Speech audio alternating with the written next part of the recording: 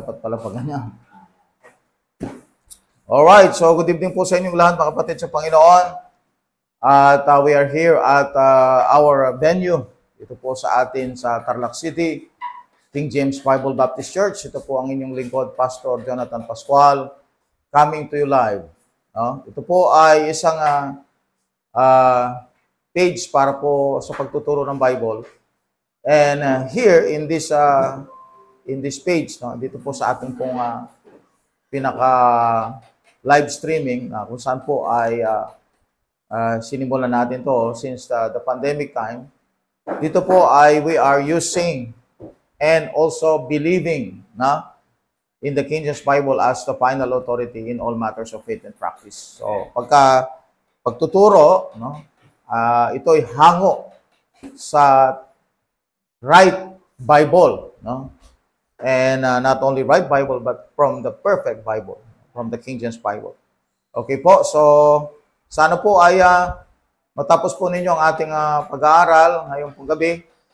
A very controversial topic, sa ating panahon po ay kumalat po ito sa mga Baptist circles at ito po ay ginagamit ng ilan para una ay magturo na ang Panginoong Jesucristo ay nagsuffer sa hell para makonvince ang iba na hindi pa kompleto yung ginawa ni Kristo sa krus. At hindi pa enough yung kanyang kamatayan sa krus. At he needs to go there and suffer in hell. At ngayon po ay itatapik po natin ito para po i-debunk natin yung turo na yan na si Kristo ay nagsuffer sa hell. Dito po sa atin, we believe that the King James Bible said that Jesus Christ went to hell, but we believe that He did not suffer in hell. Okay, so yun po ang ating pong stand dyan. We believe that Jesus Christ went to hell, but He did not suffer in hell. So because we believe that something happened at the cross, something happened on the cross of Jesus Christ, and when he became the substitutionary offering for our sins. Siya po ang tumanggap ng mga kaparusahan ng kasalanan ng tao na supposed to be tayo po ang magdadala nito. He paid the penalty of sin at the cross. Okay, so ngayon po ay bago po natin ituloy, sapagkat nasimulan na natin. So, bago natin ituloy, ay nais ko po na pangunahan po tayo ni Pastor John sa prayer. Okay? Yan. Pastor John. So tayo po ay manalangin. Dakilang Diyos, amang banal, makapangyarihan sa lahat. Muli, Panginoon, kami po Diyos ay dumadalangin sa pangalan ng aming Panginoong Jesucristo. Amen. Na ikaw, Panginoon, ang siya pong magbigay sa amin, Panginoon, ng karunungan mula po sa inyo, Panginoong Diyos. At dalangin po namin, Panginoon, na ang tatalakayin po namin, O Diyos, ay magbigay sa amin, Panginoon, ng understanding, Panginoon. At ganun din po, Panginoong Diyos, sa mga sumusubaybay at susubaybay pa lamang, Panginoon. Nawa po, Panginoong Diyos, ito po ay magbigay sa amin ng linaw, Panginoon.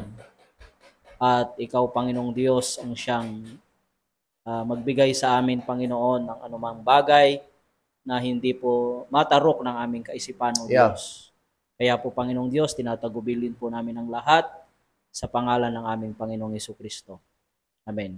Amen, amen. Okay, so ang approach natin dito, okay, una ay titignan natin kung ano yung na-accomplish ni Christ sa cross at ano ang ginawa ni Kristo sa cross. Ano ang ginawa ni Jesus Christ sa hell, So dalawa po, we're going to discuss on what Christ accomplished at the cross or on the cross and why He went to hell. Alright, so titignan po natin yan upang sa ganun po ma-evaluate natin kung yung bang turo na si Kristo ay nagsuffer sa hell ay isang Bible doctrine. Okay? So tayo po ay dadako na sa una nating verse. We go to the book of John, chapter 19, verse 30. John chapter 19, verse 30. Alright, John chapter 19, verse 30.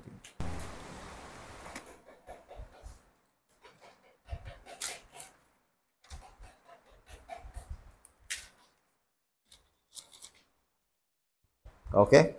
John chapter 19, verse 30, the Bible said, "When Jesus therefore had received the vinegar, he said, 'It is finished,' and he bowed his head and gave up the ghost." Amen, amen. Okay?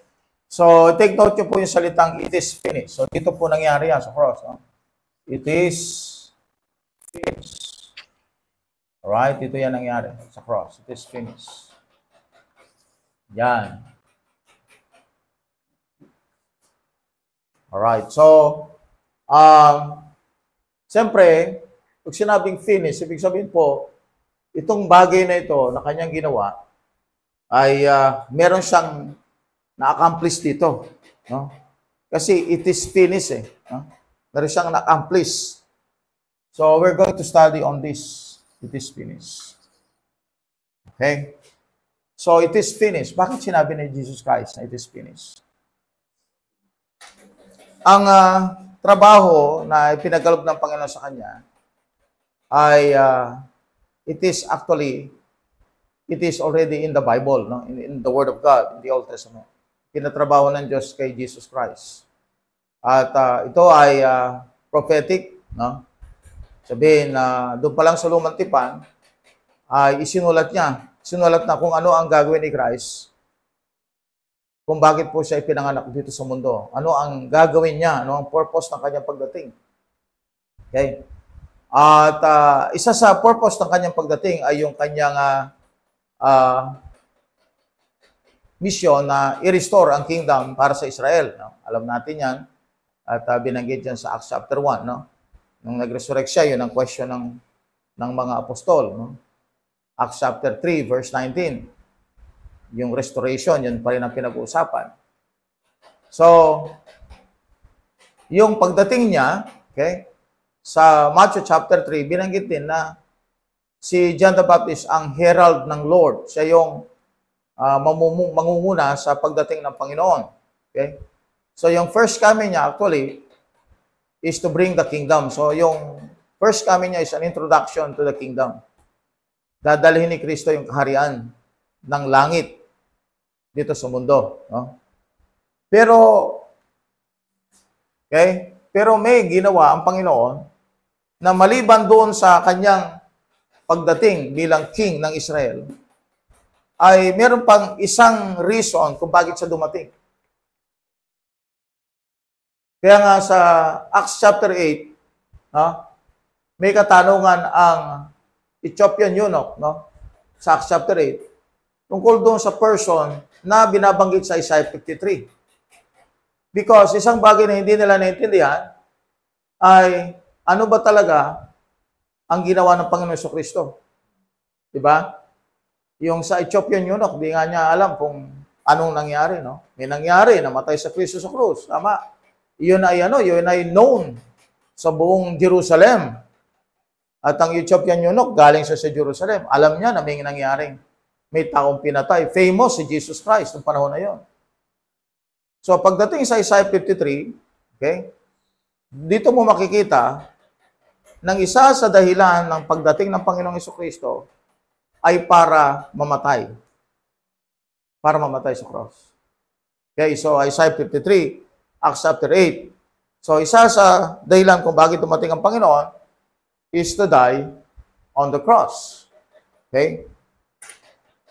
Now, nung si Jesus Christ ay nasa Gethsemane, no?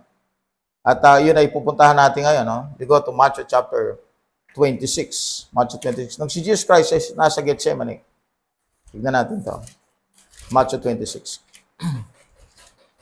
So, yung approach natin dito sa ating study na ito, titignan muna natin dito yung kung ano ang na-accomplish ni Christ. And then we will go here in this part, in this portion. Titignan muna natin to, no? Okay, you go to Matthew 26, please. Matthew 26.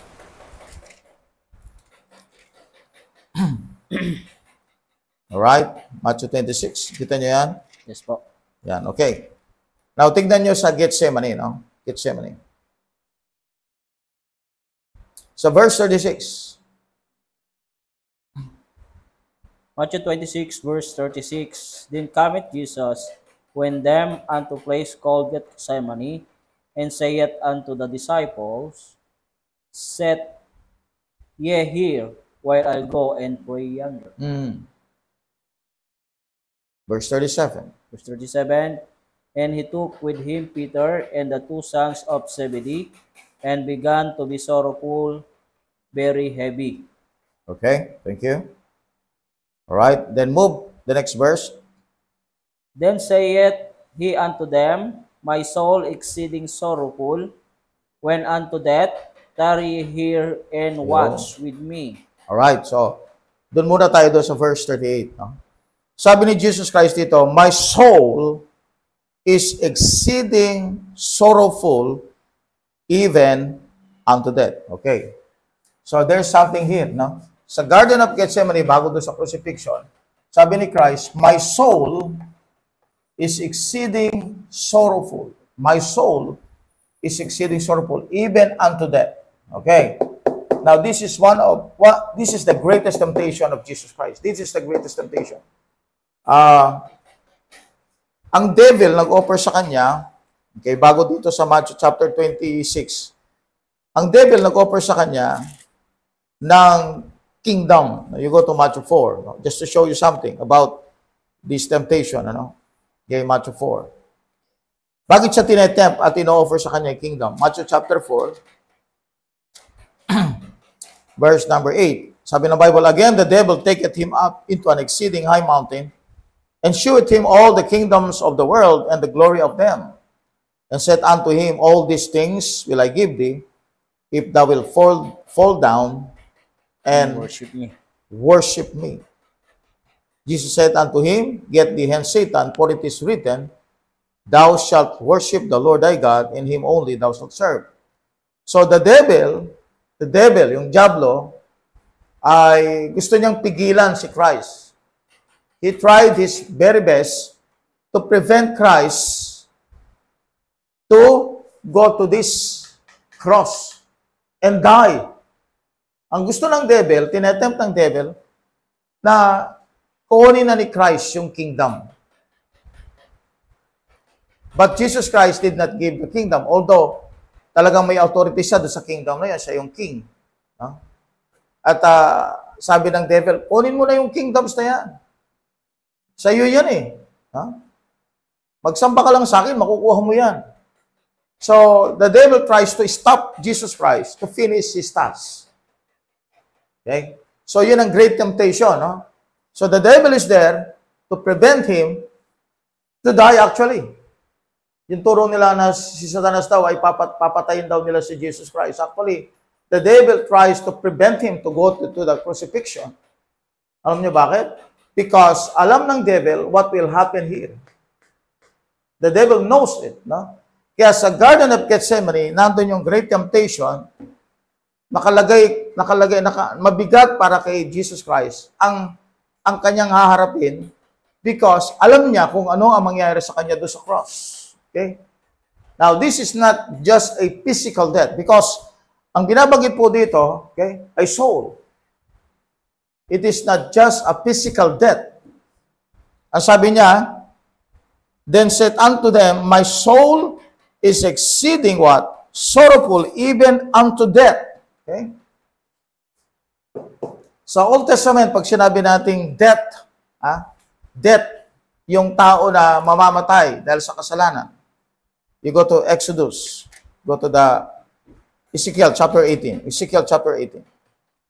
You go to the book of Ezekiel chapter 18. So, tinitingnan natin po yung mga verses ng Bible para sa ganun po ay makita natin yung kahulugan nito. No? Okay.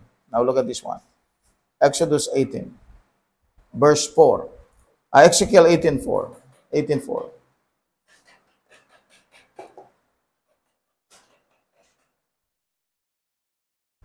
Okay? So nakadugtong itong soul to sa death. My soul exceedingly sorrowful, even unto death. Ezekiel chapter 18, verse 4, Sige. Behold, all souls are mine, as the soul of the Father. So also the soul of the Son is mine. The soul that sinneth, Yan. it shall die. Yun pala. Yung soul that sinned it shall die, yun po yung mga taong nireject na ng Panginoon. Okay? The soul that sinned it shall die. Die, ibig sabihin, they're going to be separated from God because of their sin. The soul that sinned it shall die. Kung babasahin niyo yun sa Bible, na kaya nga yung si Ezekiel, sabi niya, kapag hindi ako nag-warn sa kanila, sa mga wicked, the blood of them is upon my hands. No? So bakit po? Because these are the wicked people. Yung word na sinned dyan, disconnected to the wicked people. It will be separated from God. No? So itong soul, even unto death, ibig sabihin, isang bagay na may fear si Christ, doon sa pag-approach niya doon sa Calvary, may fear siya doon. Bakit? Sapagkat alam niya what will happen to him. He will be, alright, he will be like a person separated from God.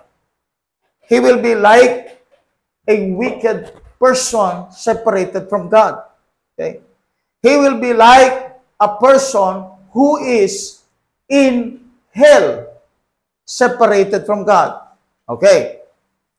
Okay, so sundan po natin yung sinasabi ng Bible doon po sa, we go to the book of Psalms, chapter 22.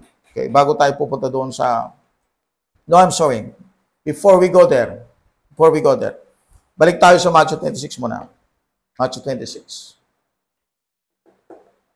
Matthew 26. So, ang pinag-usapan natin to, death na ito, death. Okay? At alam natin, ang death sa Bible ay hindi lang physical. Okay? Alright? Okay, tingnan ninyo. Verse 38. Then said he unto them, My soul is exceeding sorrowful, even unto death. Tarry here and watch with me. Kaya in-emphasize ko po ito, sapagkat ito yung fear ni Christ. Ito yung fear ni Christ. You go to Hebrews chapter 5. Kaya nga, meron siyang sinigaw na it is finished yan no? That is his fear. You go to Hebrews chapter 5. Hebrews chapter 5. Hebrews chapter 5. Alright? Hebrews chapter 5. Okay, sige po. Verse 5:7. Hebrews chapter 5, verse 7. Who is in the days of his flesh, Yan. when he had offered up prayer and supplications with strong strong crying. crying and tears unto him that was able to save him from death, and was heard in that he feared. So yung death na yan, mga kapatid, no? Ito yung connection yan, yung death. Yun yung fear ni Christ. Papunta siya doon sa death na yun. At according to Ezekiel chapter 18, verse 4, yung sinong sa Old Testament, yung sinned, sabi niya, nagkasala, sabi niya, it shall die. The soul that sinned, it shall die. Makita mo, yung word na die na yon, mga kapatid, hindi po yung physical death yun. At hindi yung annihilation of soul. Kasi sa mga saksi ni Jehovah, sa kanila, kapag namatay ng tao, wala na yung soul na pupunta sa hell. Sa kanila, annihilation of soul. Okay? That's not that. Okay? Ang soul, mga kapatid, is intact sa body kapag nasa hell. Alright? At anong body yon? The body of a doomed person. Kaya nga sa Revelation chapter 20, aharap lahat ng tao doon sa white throne judgment. Now look at this one, Revelation chapter 20. Aharap sila sa white throne judgment. At yung hindi nakita ang pangalan nila sa aklat ng buhay, saan sila idadala? Dadala sila sa hell. Pero magkakaroon muna ng resurrection yung mga body na yon. Their soul and their body is going to be burned in hell, but their soul and their body is destroyed. Okay? Destroyed, no? We go to the book of Matthew chapter 10. Kaya ang pinakita natin dito, ano ba na-accomplish talaga ni Christ doon sa cross? You go to Matthew 10. Matthew 10, verse 28. Matthew 10:28. Ano ba talaga na-accomplish siya doon sa cross? Matthew 10:28. Matthew 10, verse 28. Sige po. And fear not them which kill the body, but are not able to kill the soul, but rather fear him which is able to destroy both soul and body in hell. There you go. Diba? So yung death na yon, okay? Yung sinasabi ni Christ na exceedingly sorrowful, even unto death. Yung sinasabi ng Bible kanina na sa Hebrews chapter 5 verse 7 na isave siya doon sa death na yon, that is actually His suffering na kung saan He is going to take the place of a person in hell. Alright? A person in hell. Now, but not here. Okay? But not here. Ito yung hell niya. Ito yung hell niya. Alright? Ito yung hell niya. No? Bakit? Because, ito nga yung kinakatakutan niya eh. This one. Ito yung fear niya. This one. Why? No? Bakit ito yung fear ni Christ? Bakit ito yung fear ni Christ? Bakit ito kinakatakutan? Bakit sabi niya na merong pang magsasave sa kanya, yun ang Ama, no? Bakit kinakatakutan niya? Because you're going to take the position of a person in hell. At ang sabi ng Bible, ang taong pupunta sa impyerno will be destroyed, both soul, see that? Soul. And what? Body in hell. Now, you'll realize now that kung bakit sa Bible, sa Mark chapter 9, you go to the book of Mark chapter 9, you will realize now that why in Mark chapter 9, binanggit ni Christ ito. Okay? 9. Verse 40, 46, 44, 46. Where their worm dieth not, and the fire is not quenched. Alright? And then you go again doon sa verse 46. Where their worm dieth not, and the fire is not quenched. Ibig sabihin, hindi namamatay yung worm nila. Their worm. Not worms. Their worm. Okay? Their worm. I-take note nyo po yung word na yun, na worm. Okay? Ha? Yeah.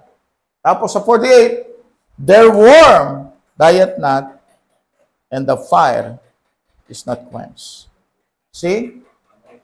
Kaya destroyed yung soul, kasi nga yung soul will give the shape of the body. The soul will give the shape of the body. Kaya walang anyo yung kanilang katawan, kasi destroyed yung soul nila. Kaya nga, may destruction na mangyayari sa isang taong unsaved, pag siya ay napunta sa hell, his soul is what? Destroyed. Kaya sabi ng Bible, their worm dieth not, and the fire is not quenched. Saan nakuha yan? Sa verse 48, where their worm dieth not, and the fire is not quenched. Actually, nakuha yan sa Isaiah 66. Isaiah 66. Okay? Hango yan sa Isaiah 66. So, ang pinakikita natin dito, mga kapatid, yung isang taong pupunta sa impyerno. Okay? Ano ang anyo niya? Isaiah 66, verse 24. And they shall go forth and look upon the carcasses of the men that have transgressed against me, for their what? Worm shall not die, neither shall their fire be quenched, and they shall be an abhorring unto all flesh. You see that? Okay? Their worm shall not die. So yung worm nila, ano yung worm na yon? That is, yung sinasabi ng Matthew 10:28 kanina, both soul and body will be destroyed. Kaya worm ang itsura eh. No? Now, sino ba talaga yung father ng mga worm na ito? Sino yung father ng worm na ito? Sino yung father nila? John 8:44. Sino yung father nila? John 8:44. Sino yung father? The devil. Alright? The father of these people who went to hell and who will go to hell, the father of this, spiritual father of these people, okay, is the devil. Yeah. So nakukuha nyo na, mga kapatid, ano? Kaya sabi ni Jesus Christ, my soul exceeding sorrowful, even unto death. Iko-connect natin sa Hebrews chapter 5 verse 7, yung fear niya doon sa death na yon. Because that is not just a physical death. That is not just a physical death. That is a death of a person who is going to be like a worm. A worm. Now, anong significance nito, mga kapatid, din sa cross? Okay? Anong significance nito sa cross? You go to the book of Matthew again, chapter 26. Anong significance nito? Okay. At ito ang significant dito, no? Tingnan mo, ha? Ang significance nito. You go to Matthew 26. And then, i-connect natin yan sa Psalms chapter 22, mamaya. Okay. Now, look at this one. All right.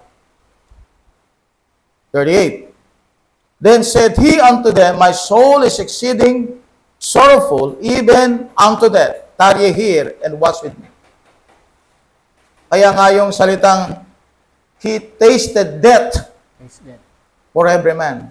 Kita mo yung word na death na yon? Ha? Sa Hebrews 2:9. He tasted death for every man. Ito, death, sinabi din. That is actually a separation of Jesus Christ from His Father. That's death. Death is a separation. Bakit na-separate yung anak sa ama? Yung ama, ang kinalulugdan niya yung kanyang anak eh. No?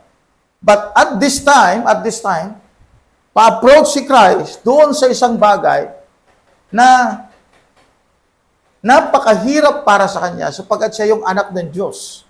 In John 1:18, He is in the bosom of the Father. Ibig sabihin, yung most beloved son ng Ama will become like a person separated from God forever. Diba?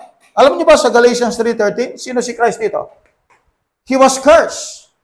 Pagpunta ka sa Matthew chapter 25, ang kinakurs ng Diyos, sabi ng Bible, depart from me, ye cursed, into everlasting fire, prepared for the devil and his angels. Sino si Jesus Christ dito sa cross? He was cursed by the Father. Bakit na-curse siya ng Diyos? Okay? Now remember this, no? May cup na kanyang ininom. May cup na kanyang ininom. And this cup is the wrath of God. This cup is the wrath of God. Yan ang ininom niya. Okay? Nung siya namatay sa cross, ito yung kanyang ininom. Anong ibig sabihin nito? Okay? Anong ibig sabihin nito? All the sins of this world are in this cup. All the sins of this world are in this cup. Okay. Matthew chapter 26, verse 39. Pakibasa lang, brad. Matthew 26, verse 39, and he went a little farther and fell on his face and prayed, saying, O my Father, if it be possible, let this cup pass from me. Nevertheless, not as I will, but as thou wilt. Ayun. Ano yung cup na yun? Sabi niya, let this cup pass from me. Yun yung Hebrews chapter 5 verse 7. Ang magsasave lang sa kanya sa death na yan, eh walang iba yung kundi yung Ama. Now, okay, now look at this one. And he cometh unto his disciples and findeth them asleep, and said unto Peter, what, could ye not watch with me 1 hour? Watch and pray that ye enter not into temptation. The spirit indeed is willing, but the flesh is weak. He went away and prayed second time, and prayed, saying, O my Father, if this cup may not pass away from me, except I drink it, thy will be done. You see that? Ininom ba ng Panginoon yung cup na yan? Yes, ininom niya yan. Kaya nga siya namatay, no? Sa cross. And during the time of his death, mga kapatid, he took this cup and drink it. You go to John 18:11. John 18:11. John 18:11. John 18:11. Okay. So, maintindihan natin ng mga verses ng Bible. Okay, kung bakit si Jesus Christ sinabi niyang it is finished. John 18:11. John 18:11.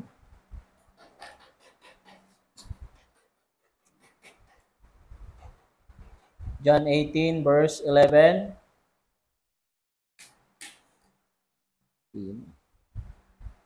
Then said Jesus unto Peter, Put up thy sword into the sheath. The cup which my Father hath given me, shall I not drink? Ayun. So, ininom ba ni Jesus Christ ito? Yes. Ininom niya ito. Ano ibig sabihin nun? Sa pag-inom niya nito, kapatid, all the sins of this world, yung dregs ng kasalanan ng tao, yung puot ng Diyos, ininom niya yun. Ibig sabihin, kinuha niya lahat yung pwedeng ibuhos na galit ng Diyos dahil sa kasalanan. Kinuha ni Christ yan. Saan niya kinuha? Dito niya kinuha yan. Kaya nga, sa Psalms chapter 22, verse 6, now take note of that verse. Important yun. So Psalms 22, verse 6, that's important. Important verse yan. Psalms 22, verse 6. Sabi ni Christ, sa verse 1, okay? Through David to, no? At nangyari dyan sa Matthew 27, binanggit niyo ito. Sabi ni Jesus Christ, my God, why hast thou forsaken me? Bakit na-forsake siya ng Panginoon? That word actually, yung word na forsaken, ibig sabihin, Jesus Christ is separated from His Father. Now, nung ininom niya yung wrath ng Diyos, yung ininom niya yung cup, which is equivalent to the wrath of God, at makita natin sa verse ng Jeremiah and other verses in the Bible. Okay? Kung gusto po niyong makita, I'll just mention some of the verses about this cup. Psalm 75:8, Isaiah 51 verse 17, verse 22, Jeremiah 49 verse 12, Ezekiel 23 verse 31 to 33. Ang lahat ng yan, kapatid, is about the wrath of God. This cup is the wrath of God. At ininom ni Christ yan. Kailan niya ininom? Sabi niya, let this cup pass from me. Not my will, but thine be done. So, yung kalooban ng Ama, na ibuhos ang puot ng Diyos sa kanyang anak, ay sinunod ni Kristo. Okay? Kaya nangyari, sa Psalms 22 verse 6, anong sabi ni Christ? Through David, in Psalms 22 verse 6, I am what? Worm. Kailan yung worm na yon? Dito sa cross. Okay? At yung worm na yun, mga kapatid, that is a personification of Satan. He personified the enemy of God. Sino ba yung pinakamasamang tao sa lahat? Pinakamasamang being? Si Satan, right? At si Jesus Christ, kinuha niya lahat ng klase ng kasalanan. All sins of this world. Okay? Kaya worm siya eh, no? Si Satan. Worm siya eh. Dito yung altar of sacrifice. Okay? Na kung saan, it's burning. It's burning, di ba? Ino-offer yung mga animals dito sa Old Testament, right? It's burning. Anong picture niyan? Anong picture niyan? Yeah. Yan ang picture niyan. Worm. Picture niyan. Kaya nga, ano ang talaga na-accomplish ni Christ? He took the cup, kinuha niya ang itsura ng isang tao nasa hell. Nasa hell. Okay? You go to the book of John chapter 3. John chapter 3. John chapter 3. John chapter 3. John chapter 3. Verse number 14. John chapter 3 verse 14, And as Moses lifted up the serpent in the wilderness, even so must the Son of Man be lifted up. You see the word serpent? As. So, kahambing ni Christ, sino yung kahambing ni Christ nung siya nandun sa cross? Serpent. Yeah. The serpent in the wilderness, yung nihustan. At yung alam niyo yung serpent, yung brazen serpent na yun. The Bible used the word serpent here. Okay? At ikinonect niya doon sa crucifixion, it means yung personification ni Christ ay isang serpent. At alam natin yung serpent sa Bible, di ba? Connected kay Satan yung serpent. Kaya nga, Meron bang beauty na makikita kay Kristo during the time? There's no beauty. Wala. Isaiah 53. Punta tayo sa Isaiah 53. Isaiah 53. Wala kang beauty makikita sa kanya. Bakit? Paano siya magkakaroon ng beauty? Eh, yung kasalanan ng mundo nasa kanya. Okay? Now, so we are studying here. Okay? Yung approach natin dito, we're going to study kung ano yung accomplish ni Christ sa cross. Isaiah 53. Isaiah 53. Tignan nyo, ha? There's no beauty. Oh, verse 2. Isaiah 53 verse 2, For he shall grow up before him as a tender plant, and as a root out of the dry ground. He hath no form nor comeliness, and when we shall see him, there is no beauty that we shall desire him. Wow. There is no form. No form. May anyo ba yung worm? Pangit, ano? Kadiri. No form, nor comeliness. Nadidiri ka nga pag nakita mo yung worm. And when we shall see him, there is no beauty that we should desire him. So ano talagang nangyari doon sa cross? He took the cup, and according to the Bible, he became worm. Ngayon, this is something, you cannot see. Kung siguro kung nandun sila sa harapan ni Jesus Christ nung panahon na yun, ang nakikita nila ay isang duguan na katawan. Pero, spiritually speaking, yung sinabi ni Jesus Christ, yung soul, it means he took the place of a sinner who is in hell. But not here. But not here. Here. Here. At the cross. Okay. Now, ito na, no? Tama. Okay. Tama. Alright. Ito na, no? Titignan na natin ngayon. Kung saan talaga naibigay yung wrath of God, saan siya talaga dumapo. Dumapo siya. Dumapo siya sa panahong siya ay namatay doon sa cross. Okay? Now, because you're going to see that in Isaiah 53, we go to Isaiah 53, verse 10. No? O, tingnan natin. Isaiah 53, verse 10. Isaiah chapter Kasi ito yung verse na ginagamit nila na Isaiah 53 offering. verse 10. Okay na po. Sige. Yet it pleased the Lord Yun. to bruise him. He that put him to grief, when thou shalt make his soul an offering for sin. Yeah. He shall see his seed. He shall prolong his days, and the pleasure of the Lord shall prosper in his hand. Wow. So what happened at the cross is that na-accomplish niya yung sinasabi ng Isaiah chapter 53. Yung crucifixion. Okay? Isaiah 53 is a crucifixion. Na-accomplish ni Jesus Christ. Kung saan in-offer niya, sabi ng Bible, make his soul an offering for sin. Naalala niyo yung soul kanina? Kailan niya in-offer yung kanyang soul? Offering for sin? Kailan? Kailan? When he took the cup. Kailan niya ininom yun? When he died on the cross. Kailan naging offering for sin ang kanyang soul? At the cross. Now, bakit? Look at verse 12. Therefore will I divide him a portion with the great, and he shall divide the spoil with the strong, because he hath poured out his soul unto death, and he was numbered what? The transgressors. Iyon. Eh, kailan nangyari yon? Sa cross. He was numbered with the transgressors. Kaya nga meron siyang katabi. Nakatabi na mga tao na namatay, di ba? Sabi nila, yung Katoliko, sabi ng Katoliko, si Jesus at si Barabas, no? Bagaman na lang nakapangalan sa Bible.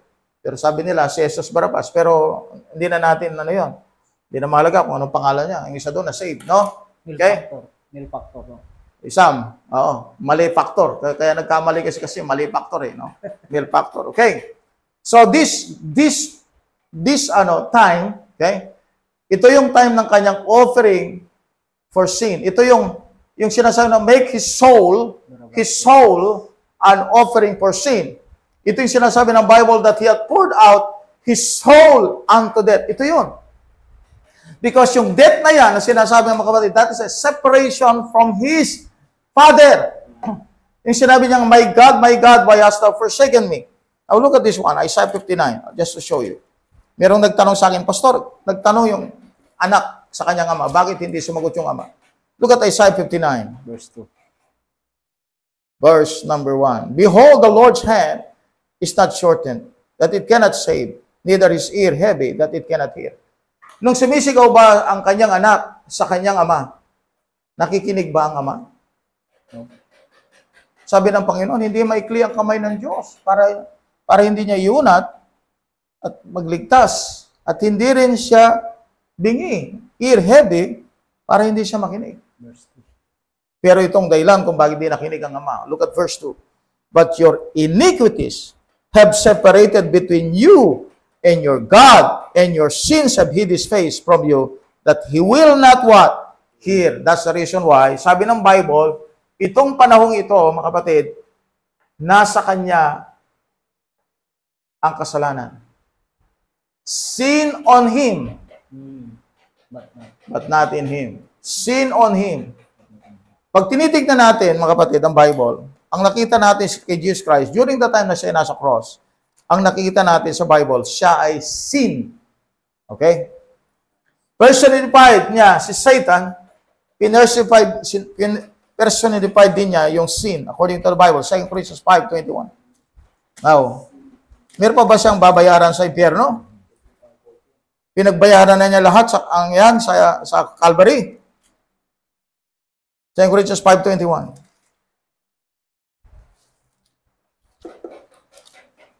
For He hath made Him to be sin for us, who knew no sin, that we might be made the righteousness of God in Him. See that? He made Him to be sin for us, who knew no sin. O kailan siya naging sin for us? Kailan yun? Kaya nga yung gospel, death for our sins, according to the scriptures. How that Christ died for our sins. Christ died for our sins. Hindi niya sinabing, how that Christ went to hell for our sins. How that Christ died for our sins. According to the scriptures. Masyadong in-emphasis ang isang lugar na hindi naman dapat bigyan ng emphasis. Pag pinag-usapan ang gospel. Pag ang gospel, sinasabi lang niyan, death, burial, and resurrection. Pastor, baka doon sa burial, nandun yung hell. Saksi. Alam mo, parang ano din yan, mid-acts din yan eh. Di ba? Ang mid-acts, tinataas nila yung posisyon ni Paul sa lugar na hindi naman siya dapat nandun. Right? Tama? Parang Katoliko din yan. Tinataas nila si Mary sa posisyong hindi dapat siya nandun. Katoliko, tinataas nila si Peter sa posisyong hindi siya nandun. Ngayon, dito ngayon sa ating dinedebunk na teaching, tinataas nila isang lugar na hindi naman dapat siya nakaposisyon. E di parang Katoliko din. No? Lahat na ng bagay nangyari dito. Bumabalik sa Catholicism. Hindi sasabihin ni Kristong it is finished. Dapat sinabi niya ito, after na siya nag-resurrection, sinabi niya sana, it is finished. Right? Bakit niya ginawa itong it is finished? Because yung sacrifice na kanyang dadanasin ay natapos na. Natapos na ito. We go to the book of 1 Peter chapter 3. 1 Peter chapter 3. And then 1 Peter chapter 4.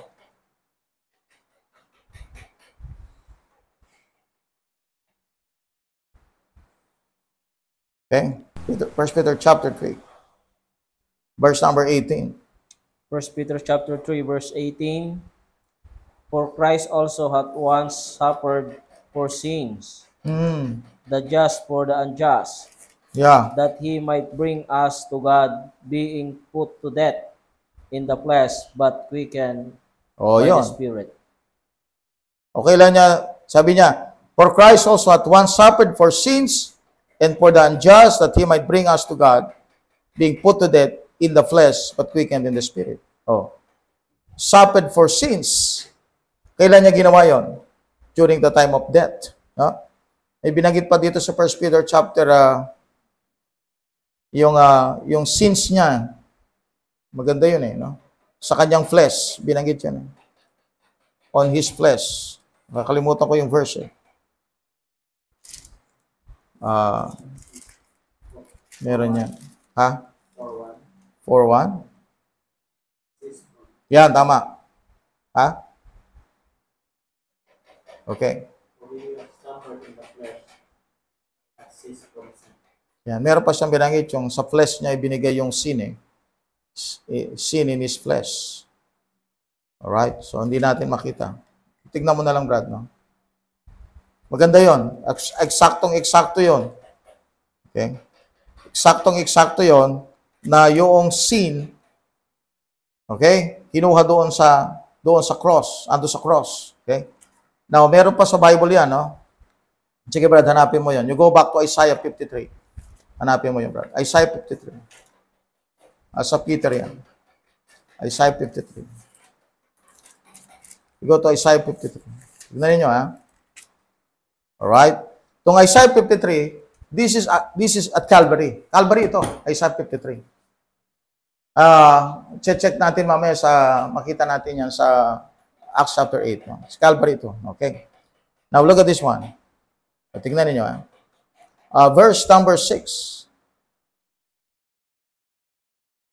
Verse number 6. Sige, Brad. Isaiah 53 verse 6.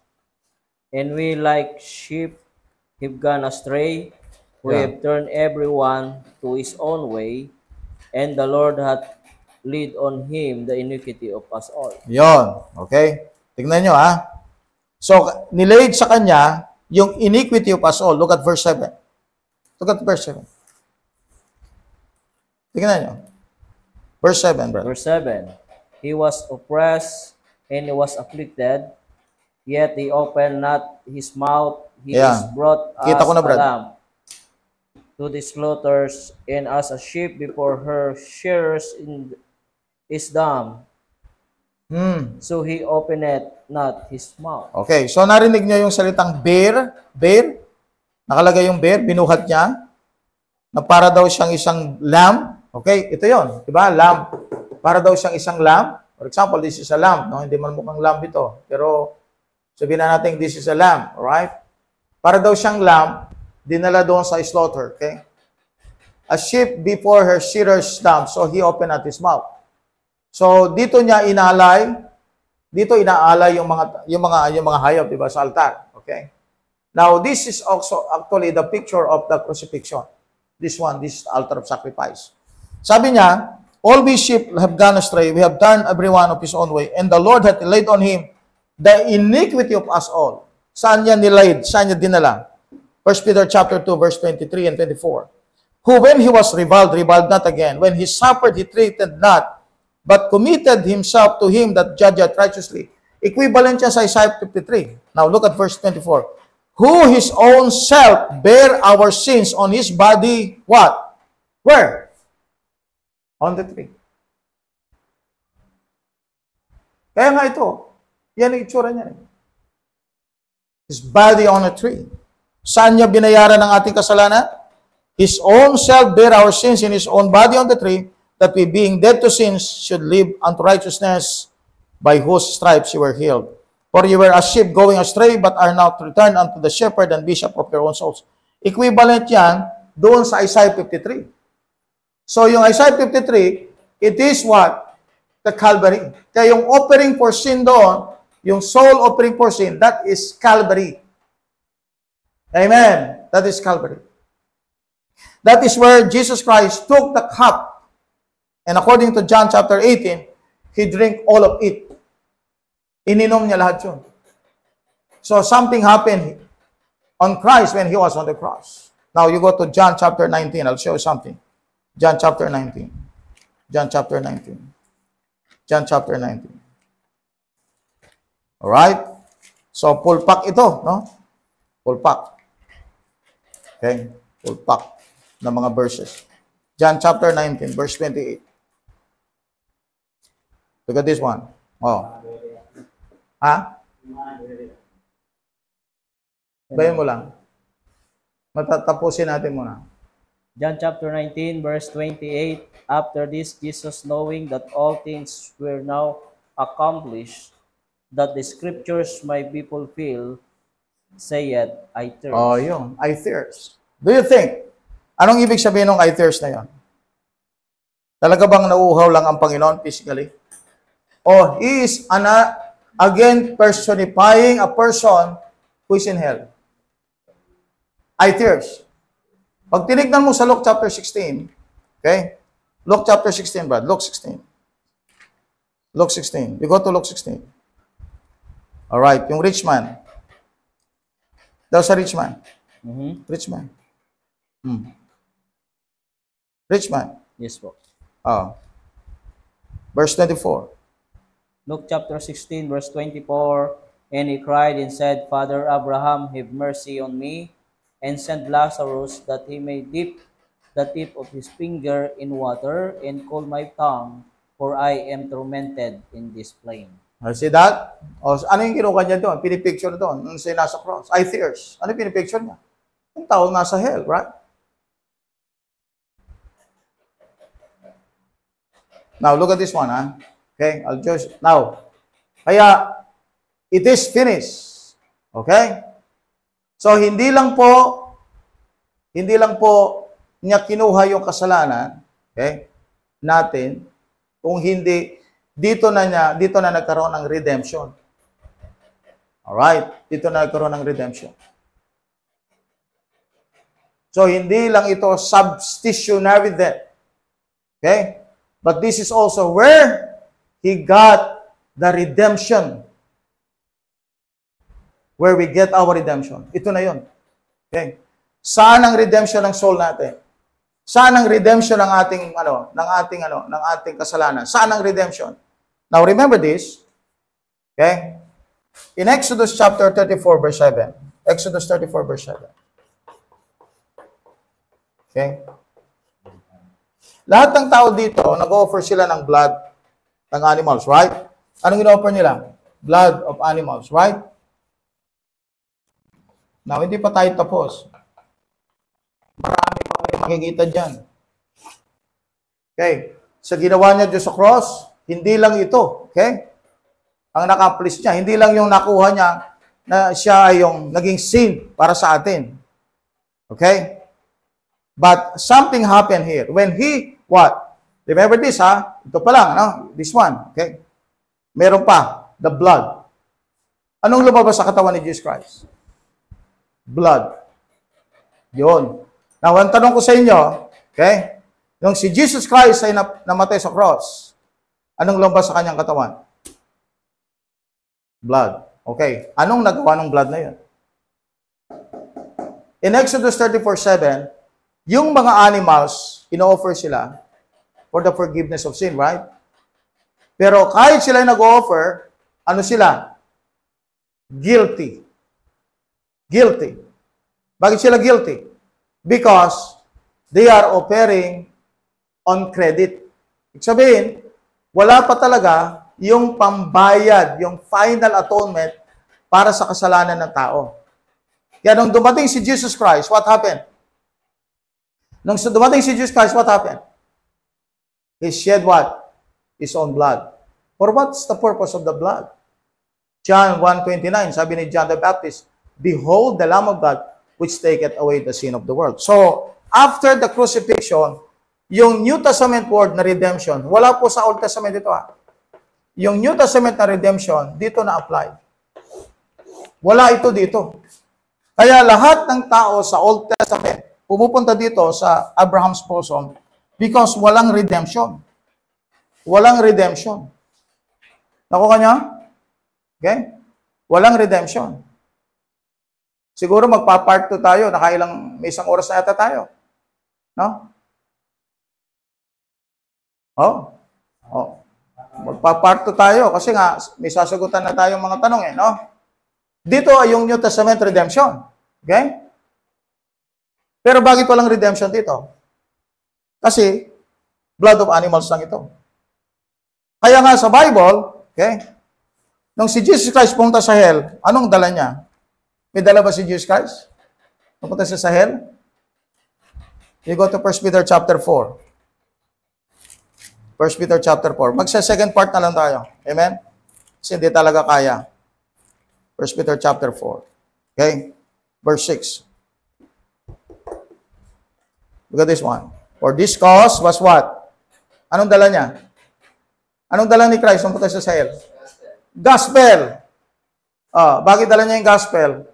Because yung blood na kailangan para sa mga Old Testament saints na magre-redeem sa kanila na shed na. So yung good news na dala-dala niya sa hell, okay? Now look at this one. Yan, nadadali na sila sa paradise, sa heaven, sa third heaven. Because the gospel, ano yung gospel na yon? Yung blood was already shed for them. Kasi Old Testament ito mga to. Kaya nga nang pumunta si Christ dito, ang dahilan ng kanyang pagpunta dito is to bring the gospel. Ito yung gospel. Ito yung dala ni Christ, yung gospel. Bakit may gospel? Ibig sabihin, may nangyari na sa cross. Nangyari na yung redemption.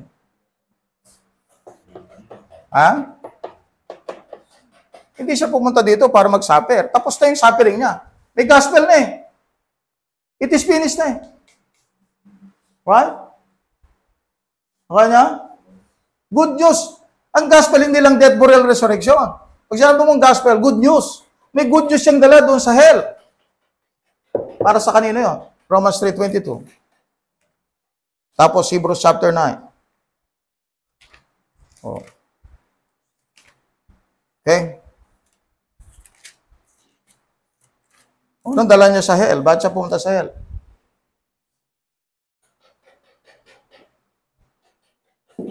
Para mag-suffer. Tapos na nga yung suffering eh. It is finished na nga eh. Even the righteousness of God, which is by faith of Jesus Christ, unto all and upon all of them that believe, for there is no difference. For all have sinned and come short of the glory of God. Verse number 24, being justified freely by His grace through the redemption. You get the word redemption? That is in Christ Jesus, whom He hath set forth to be a propitiation through our faith in His blood, to declare His righteousness for the remission of sins that are passed through the forbearance of God. Now, forbearance, ibig sabihin, ito yung binigay na chance ng Diyos sa lahat ng Old Testament saints. And then they are in captivity. Okay? Binigyan sila ng chance. Nang dumating si Christ, binigay sa kanila yung redemption. Kaya tinawag itong gospel. Alright? Kanya? So, kailan nangyari yon? Sabi ng Bible, doon sa panahon ng propitiation. Ano ba yung propitiation? Propitiation means acceptable sacrifice. So, Christ's suffering was what? Accepted by God. Acceptable. Parang yung sa Holy of Holies. Sa Holy of Holies, okay? Holy of Holies. Dadalhin yung blood, right? Ng priest, high priest. Dadalhin yung blood. Tapos yung blood will be put into the mercy seat. Tapos makita mo yung mercy seat na may blood, makukonsume yung blood, right? Okay? Ibig sabihin, yung blood was accepted. Yung acceptable sacrifice ni Christ, yung propitiation, kailan nangyari yun? Kailan nangyari yung propitiation? Kailan nangyari na accepted yung sacrifice ni Christ? Dito. Sa cross. Kaya gospel ito eh. Nakanya? Tapos na to eh. Propitiation. Kailan natapos yung propitiation, blood? Through His blood. Kailan binuhos yung dugo ni Christ? Sa panunan, sa cross. Tama? Kaya nga, mga kapatid, okay? Kaya nga, justification natin, sanctification natin, nasa blood. At nasaan yung blood? Sabi ng Bible sa Romans chapter 5, kailan po natin makita yung blood? Saan natin makita yung blood? Romans 5:9, much more than being now justified by His what? Blood, we shall be saved from wrath through Him. For if when we were enemies, we are reconciled to God by the death. Kailan tayo na-reconcile sa Diyos? by the death of His Son, much more being just reconciled, we shall be saved by His life. Yun. Kailan tayo na-reconcile? Saan tayo na-reconcile? Doon sa kamatayan ni Kristo. Bakit? Sapagat nandun yung blood. Nandun yung blood sacrifice. Yun ang redemption ng ating soul. Doon sa blood sacrifice ni Christ. At doon pumasok ang New Testament. Diba? Kasi hindi ka magkakaroon ng New Testament, walang death. According to Hebrews chapter 9. Now look at this one, no? Just to show you one more time. One more time. Okay, one more time. Tingnan nyo. One more time. Hebrews chapter 9. One more time. One more time. Look at this one. One more time.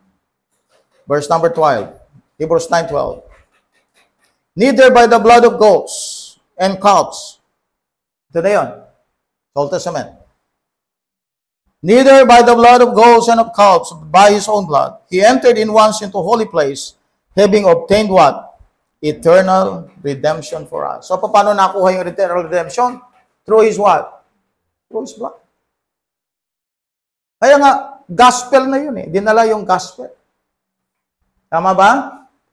Kaya nung sinabi ni Jesus Christ, it is finished, anong na-finish? Na-finish na yung acceptable sacrifice. Tinanggap na siya. Yung kamatayan na yon, tinanggap na ng Ama. Na yun ang paraan para ma-redeem ang sino mang magkakasala. Kaya whenever you preach about the cross. You preach the blood for the remission of sin, for redemption of sin. Right? Na makita natin, the veil was what? Torn apart. Bakit na torn apart? Sabi ng Hebrews chapter 9 verse 15, and for this cause is the mediator of the New Testament, that by means of death, for the redemption of the transgression that were under the first testament, that which are called might receive the promise of eternal inheritance. It was torn apart because yung chance ng Old Testament saints, na matagal na silang captive, yun, na-provide na. Na-satisfy na ang Diyos.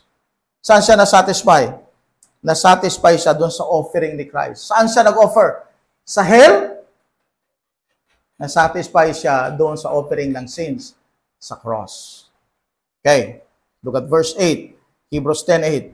About when He said, sacrifice and offering and burnt offerings and offering for sin, thou wouldest not, neither hadst pleasure therein, which are offered by the law. Then said He, Lo, I come to do thy will, O God. Ito yung sinabi niya sa Matthew 26, not my will, but thine be done. He taketh away the first, and He hath established the second. Look at this one. By the which will we are sanctified through the offering of the body of Jesus Christ. Once, ha? So, ang offering dapat once. Kung meron ng offering dito, okay, ang offering kasi one lang eh. Isa lang talaga yung one offering. Kailan na-offer yung si Christ? Kailan na-offer si Christ?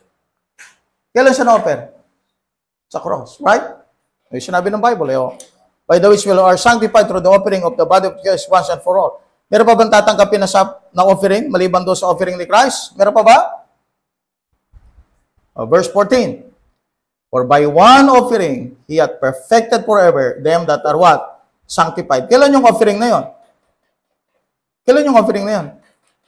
Yung one offering na yon. Meron pa bang ibang offering maliban sa offering ni Christ? Ha? Verse 5, Hebrews 10:5. Wherefore when He cometh into the world, He said, sacrifice and offering thou wouldest not, but a body hast thou prepared me. In burnt offerings and sacrifices for sin, thou hast had no what? Pleasure. Oh, isang offering lang ang tinanggap ng Diyos. Kailan niya ginawa yon? Sa cross. Ngayon, maliwanag yun, Hebrews chapter 10. Sa cross yan. Nakuha nyo? Kaya nga, ang final nito, sabi ni Jesus Christ, sabi ni Paul, sa Colossians 2:14. Colossians 2:14. Kaya nga sabi niya dito, okay? Colossians 2:14. Kaya sabi niya dito, ganito, sa verse 14, blotting out the handwriting of ordinances that was against us, which was contrary to us, and took it out of the way, nailing it to His cross. Sa cross, nangyari yun. Okay, yung ordinances, naghinto doon. Romans chapter 10 verse 4, sa cross. Okay? At yung redemption, nangyari din dito. Yung offering, nangyari din dito. Yung taking the punishment of a person in hell, nangyari din dito. Pinorsify niya si Satan. Dito nangyari din. Dito niya din personify yung sin. Dito rin nangyari yung beginning ng New Testament. Dito rin nangyari yung redemption. Sinasabi ng Colossians 1:14 and Ephesians 1:7. Now, anong ibig sabihin nito? Now, look at this one. Look at this one. Look at this one. Verse 15. And having spoiled principalities, yung word na spoiled, ibig sabihin, tinalo niya lahat. He made a show of them openly, triumphing over them in it. Kaya nga, yung shout na it is finished, that is a shout of victory. So siya nagtagumpay. Nagtagumpay siya sa kalaban. Kalaban. Okay? Nagtagumpay siya sa kalaban. Diablo, at maging doon sa transgressions ng mga tao. Nagtagumpay siya doon. Kaya sabi ng Ephesians chapter 2, so naging victorious siya. Kaya nga, when he said, it is finished, that is a shout of victory. Ephesians chapter 2. Ephesians chapter 2. Ephesians chapter 2. Okay? Alright? Ephesians chapter 2. Verse 16. That he might reconcile both unto God in one body by the cross. Look at this one, cross. Having slain, pinatay na niya, the enmity thereby. O yung paghihiwalay ng tao sa Diyos, yung paghihiwalay ng Jew at Gentile, the enmity. He made show of them openly, triumphing over them. Saan niya ginawa yon? Saan niya nagawa? Sabi ng Bible, one body by the cross.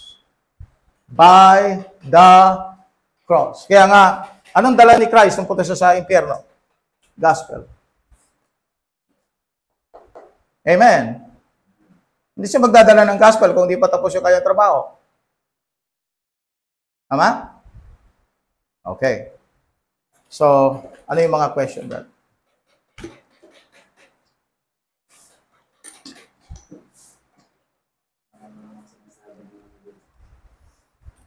Eh baka hindi nakikinig. Nang-istorbo lang. Istorbo lang yan, hindi nakikinig. Ha?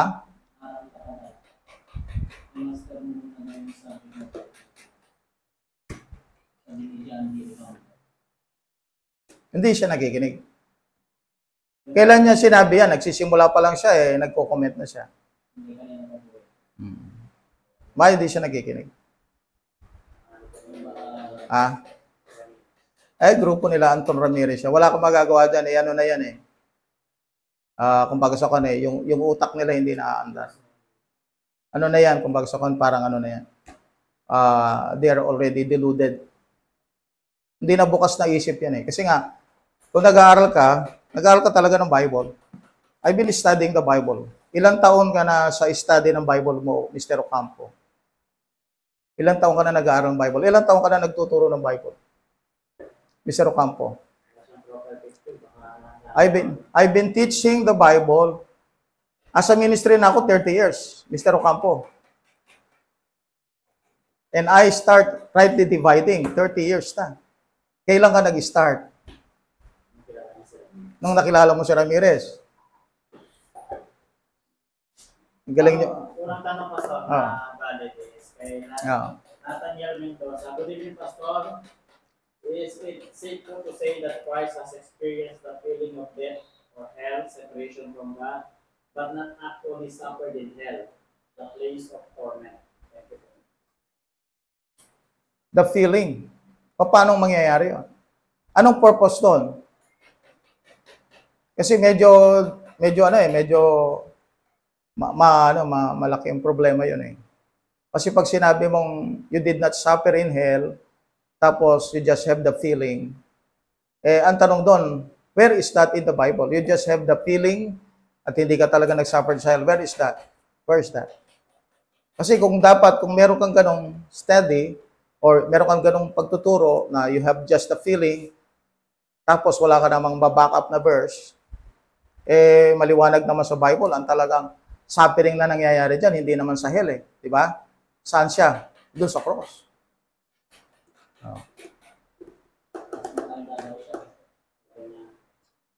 matanda ko sa iyo, Mr. Pastor. O ilang taon ka na?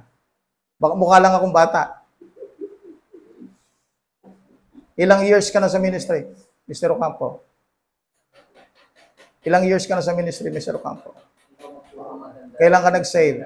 Kailan ka na-save? Hindi nga, kailan siya na-save? Nakilala niyo sa rin. Nakilala mo si Anton, doon ka lang na-save. Nako, alam ko na kayo, kilala ko na kayo. Nauna pa ako nag-attend sa inyo sa Lipa. Wala pa kayo, nag-attend ako sa Lipa. I know your group. I know how you began. Split kayo ng isang church. Kaya kayo natayo sa Lipa. That camp started by Robert Patinode. And Robert Patinode knows me. Hindi logic ito. Bible nga eh. Wala man ako binanggit na logic eh. Wala nga ako binanggit na logic. Never said any logic word. Ha?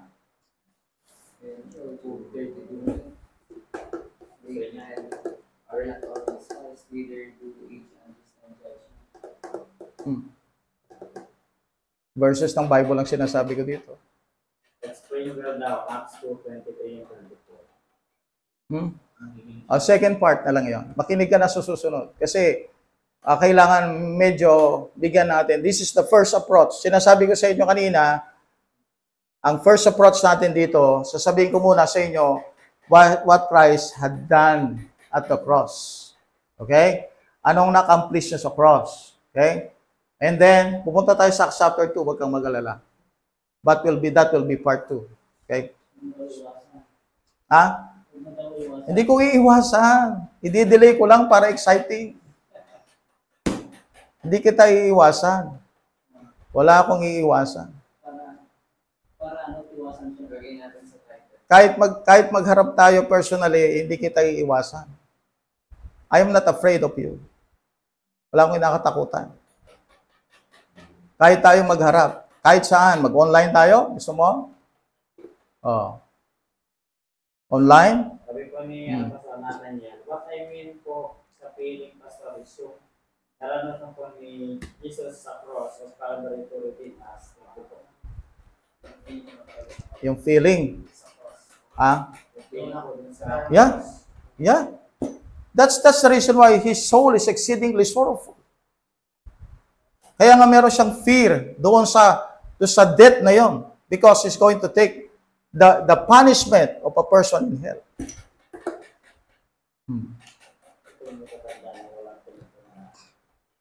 Oo nga. Tumanda na walang pinagkatandaan. Sige, Brother Nathaniel, thank you for the question. Kaya nga yung pains of death, andito yun eh. Yung pains of death, nandito sa cross. Yung pains of death, andito yun. Pains of death, nandito yun. Pains sa cross. Pains of death, nandito yun. Okay? Wala dito yun. Wala dito yun sa hell. Okay?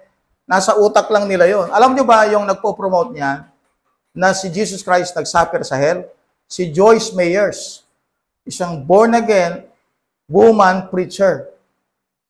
So, hindi lang sila nagpo-promote niya na Jesus Christ suffered in hell. Even Joyce Meyers, na isang woman evangelist, na nagtuturo na si Jesus Christ nagsuffer sa hell. Oo. Sabi po ni Sir Jan Cordova, good evening, Pastor. Tanong ko lang po kung hanggang saan po umabot yung dugo ni Jesus Christ nung nasa cross po siya. Anong umabot? Yung extension? Umabot? Umabot hanggang sa heaven. Yeah. Kasi nakarating yun sa Holy of Paul eh. We go to the book of Hebrews chapter 9.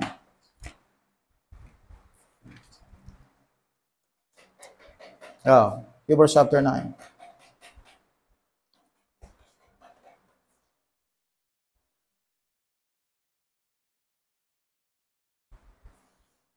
Verse 11, but Christ being come and high priest of good things to come by a greater and more perfect tabernacle not made with hands, that is to say, not of this building, neither by the blood of goats and calves, but his own blood, he entered in once into the holy place, having obtained eternal redemption for us. So, saan siya nakarating? Yung blood. Oh, hanggang doon sa holiest of all, no? Alright, sa heaven.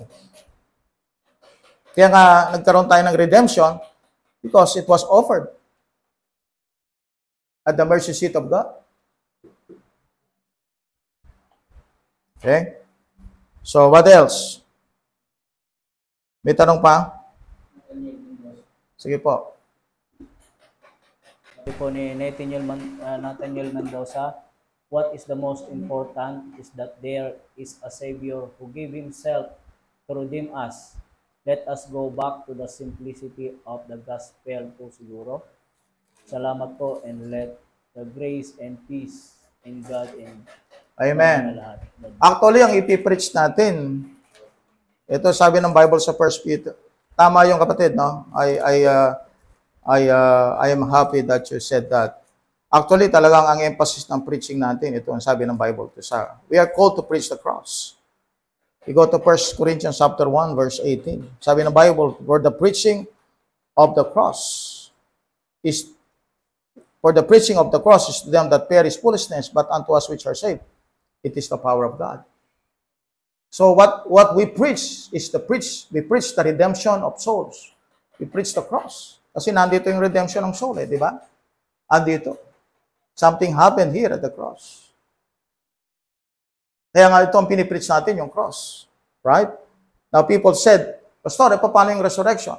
Resurrection validates. Kaya nga may propitiation. Hindi ba bagong maguli ito na matay sa cross?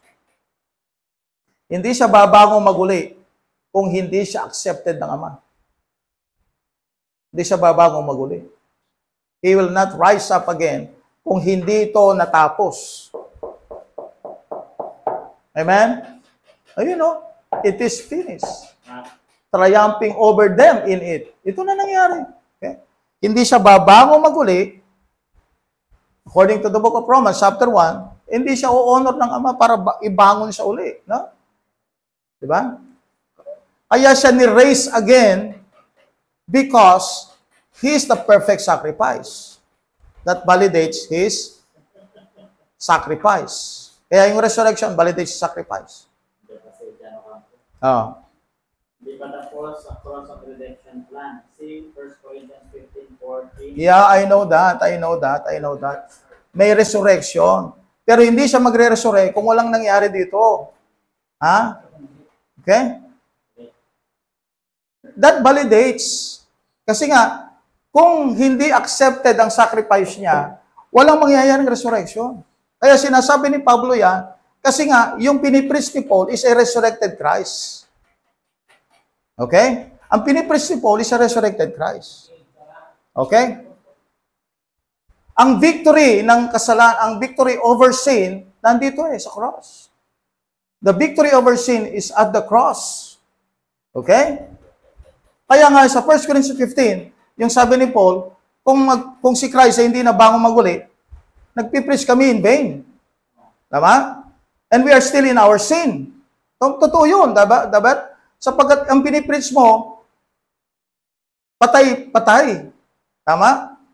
Bakit si Kristo na buhay maguli? Kasi nga, siya yung Holy One. Fulfillment ng prophecy yun eh.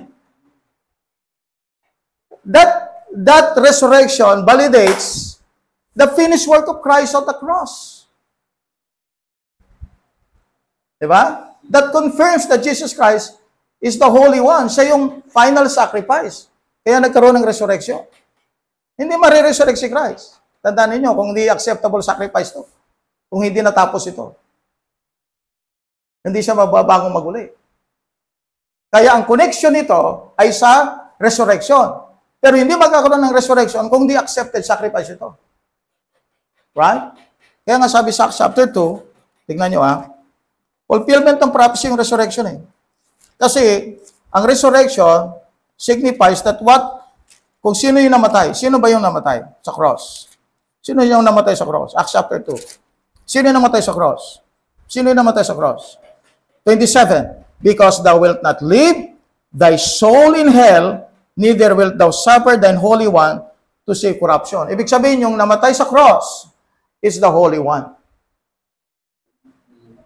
Yung resurrection validates or confirms. Diba? Confirms that yung namatay sa cross is the Holy One. Yun ang acceptable sacrifice. Hindi pwedeng si Kristo namatay sa cross na hindi siya mabubuhay maguli. Ano yan eh? Twin. Twin yan. Twin. Twin yan, twin. Yung sinasabi mong si Christ nag-resurrect, tama yun. Diba? Actually, ang justification natin nando sa cross. As well as do sa resurrection. I just want to show you. Okay, Romans chapter 4. Twin yan eh, twin. Romans chapter 4, verse 25. 4:25. Okay, twin yan. Who has delivered us for our offenses and was raised again for what? Our justification. Pero sabi ng Bible, na-justify din tayo sa blood. Oh. Look at verse 9, Romans 5:9. Much more than being now justified by His blood, we shall be saved from wrath through Him. So, ibig sabihin, ang resurrection at saka yung death ni Christ, twin yan. Inseparable yan. Kaya, noong nangyari ang redemption, amen? Tiyak ko, mangyari. Tiyak natin, mangyari din ang resurrection. Yan, tinuturo natin sa gospel, death of Christ for our sins, burial. Wala kang makikitang burial and then suffering in hell. Wala yun. 3 lang. Huwag niyong dagdagan ng gawin yung 4. Death, burial, resurrection. Okay?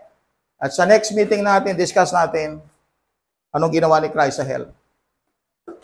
So, yung first approach muna natin, anong na-accomplish ni Cristo sa cross? Marami. Mr. Ocampo, marami. Okay? Hindi pa nga tayo tapos dito eh. Nagmamadali ka na eh. Marami to. Okay? Maraming pag-aaral ito, Mr. Ocampo. Okay? At mag-invite ka ng mga manonood at baka meron kayong mga tanong pa. Alright? Didiscuss natin yung pains of hell. At saka yung pains of death. Didiscuss natin yun. Okay? Yung Acts chapter 2 mo, didiscuss natin yun. Okay. Ala na, si Mr. Ocampo. Andiyan pa.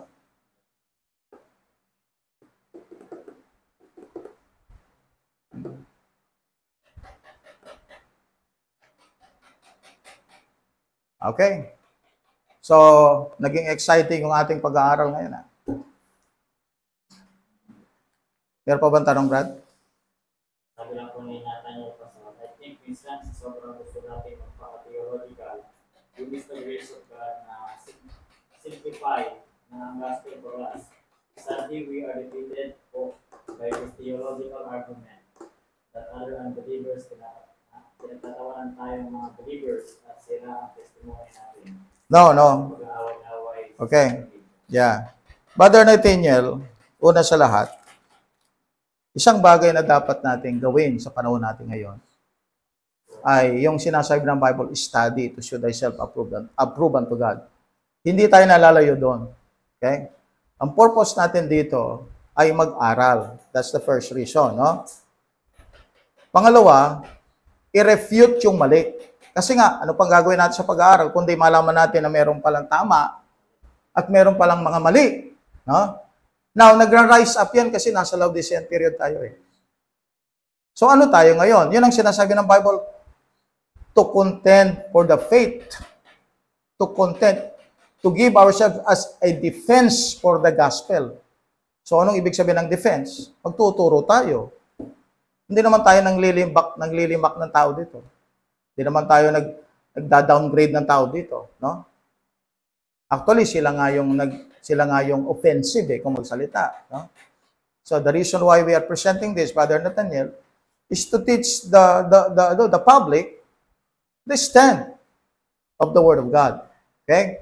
Ngayon, kung nangyayaring merong disagreement, yun ang sinasabi ng Amos 3:3.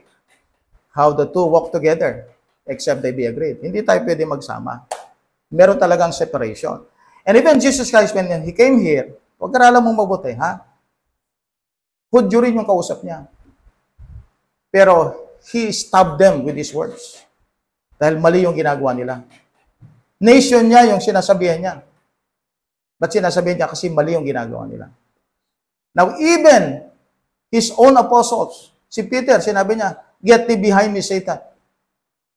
Oh, sinulat pa sa Bible yun. Kasi nga bakit? Kasi may panahon talagang we have to stand for what is right. Now, kung ang tingin ng mundo ay nag-aaway tayo, wala tayong magagawa doon. Yun ang talagang realidad. Doon pa man ang Baptist, hindi mo pwedeng mapagsama sa isang kwarto nang hindi sila nagdedebate. Normal yan. Matagal na ako sa ministry. Nakita ko, kahit sa conference, magkakaibigan yan, pero pagdating ng panahon, nag-aaway-away. Nag-uuwi ang masamang loob. Kasi, that is actually one way to express ourselves. Kaya you cannot please everybody. You have to please God. Siyang unahin mo. Kasi kung gusto mo na manahimik tayo at wala nang away, paano naman yung maling kumakalat? Wala na tayong gagawin doon? O, meron tayong gagawin doon. Ang sabi ng Bible, di ba? Rebuke them sharply that they may be sound in the faith. O, rebuke mo sila sharply that they may be sound in the faith. I understand your point po. See? So, wala tayong dito. Actually, wala nga tayong binabanggit Lumilitaw lang sila. They are just attacking us and offending us. No? Kaya natin, sinasabihan silang gano'n. As if parang wala tayong ginagawa. Kasi yung mga yan, kapatid, meron ng delusion na nangyari sa isip Kahit sabihin mo sa kanila, ituro mo sa kanila, may problema pa rin sa kaisipan nila. What they are doing is that they are promoting a denomination within the Baptist people. They are promoting a religion within the Baptist people. Okay? Tayo naman, very humble naman tayo sa mga tao. We have the grace. Talagang malaya ang tao magsalita ng gusto niyang sabihin. Pero we don't attack them directly. Pero dito, may contest dito. Hindi natin masasabing, di ba tayo walang contest? Kasi nga bakit? How can the two walk together except they be agreed? Hindi nga pareho. Actually, malaki ang difference. Sobrang laki. Malaki ang difference. Okay? Kahit pareho natin silang kabaptist, malaki ang difference. Alright? Malaki. So, tanggapin natin yung truth na talagang ganyan yung panahon natin. Sabi ni Jim Miranda, Amen, that's normal sa Baptist, pero ito mga natunay, like kakaibang spirit, parang the Holy Spirit. Oo. Ay di po ako Desmond. Oo. Thank you po sa mga comments. Amen? Grabe, no? Binabantayan talaga nila yung magtuturo talaga ng yung sinner's prayer. Babantayan nila yan. Yung magtuturo ka ng receive, accept, ayan. Yung repentance, babantayan nila yan. Babantayan nila yung nagtuturo ka na si Jesus Christ ay hindi pinatay ni Satan. Babantayan nila yun.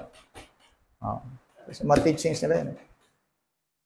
Babantayan nila pag nagtuturo ka ng mid-acts dispensation, babantayan nila yun. At doon sila lilitaw. Okay? Kasi nga, hindi naman sila pro-study. They are creating denomination. They are creating denomination. Okay, so I think that's enough for tonight. Amen? Baka kung saan pa tayo mapunta, Bible study ito. Ha? At baka kung saan pa tayo mapunta. So, thank you for joining us tonight. Sana po ay nakatulong sa inyo yung pagtuturo natin ngayong gabi.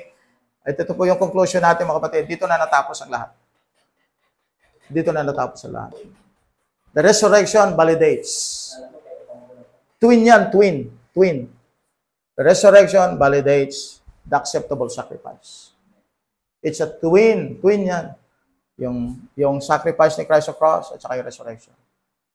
Kasi hanggat kung hindi siya tinanggap ng Ama, yung sacrifice na yon, wala kang makikitang resurrection. Amen? Wala kang makita resurrection. Okay, thank you po. At shout out, Brad, bago tayo prayer. Dami. Sige po, shout out sa lahat. At bukas Miyerkules, so Thursday ang ating pong yung to follow to. Kasi Wednesday is our prayer meeting. So to follow po ito. To follow. So maganda po ito, very exciting ito mga kapatid. Marami tayong makikita Di dito. pa po tapos yan, di pa po tapos. Discuss natin Acts chapter 2, yung pains of death. Discuss natin yun. Sige. Okay, so tayo po ay manalangin, dakilang Diyos, amang banal, mga pangyarihan sa lahat. Salamat po, Panginoon, sa natapos, Panginoong Diyos, na pag-aaral at sa continuation, Panginoon, hiling po namin, O Diyos, na Amen. ikaw po muli, Panginoong Diyos, ang magdala sa mga kapatiran, O Diyos, na patuloy na sumusubaybay, Panginoon, at willing matuto, Panginoong Diyos, sa inyo pong salita.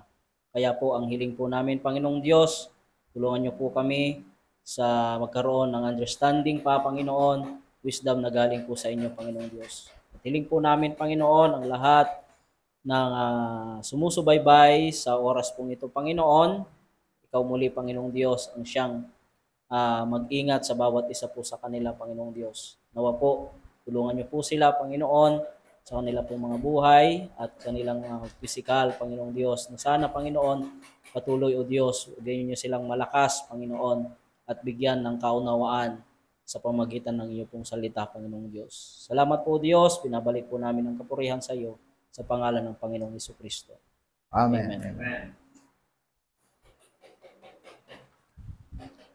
Okay, please like, share, and follow our Facebook page. Gayon na din po sa ating YouTube channel. Paki-subscribe kung hindi pa kayo nakapag-subscribe. Nang sa gayon kayo po ay maging updated sa lahat po ng ating latest videos. Okay, once again, good morning, good afternoon, and good evening. Real KGB believers now signing off. Thank you po for watching.